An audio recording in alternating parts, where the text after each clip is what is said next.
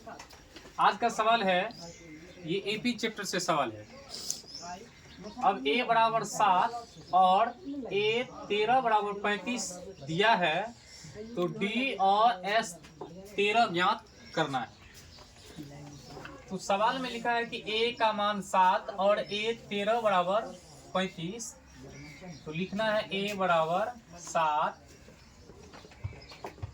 और a 13 बराबर 35।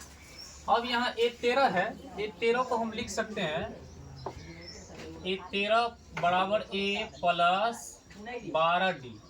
अब इसका मान कितना है 35। इसको हम समीकरण 1 मान लेंगे, a प्लस 12d बराबर 35। अब सवाल में a का मान लिखा है 7, तो a का मान रख देंगे हम समीकरण 1 में। तो a की जगह 7 प्लस 12d बराबर 35। अब हो जाएगा 12d बराबर 35 और माइनस 7।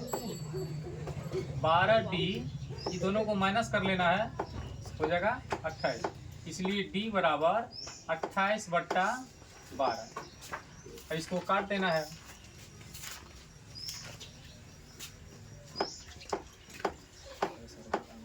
इसको काट देने के बाद आ गया d का मान 7/3। अब d का मान निकल गया और a का मान पहले से लिखा हुआ है। अब निकालना है s13। s13 बराबर n/2 और a प्लस l। s13 तो n का मान हो जाएगा 13 2 और a का मान 7 और an को ही हम l बोलते हैं।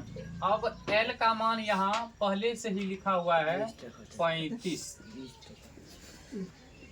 s13 बराबर 13/2 और इन दोनों को जोड़ देंगे, हो जाएगा 42। अब इन दोनों को काटना है।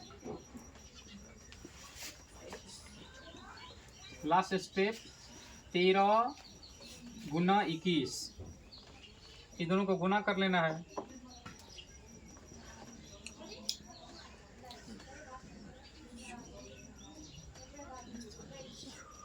गुना हो गया 273।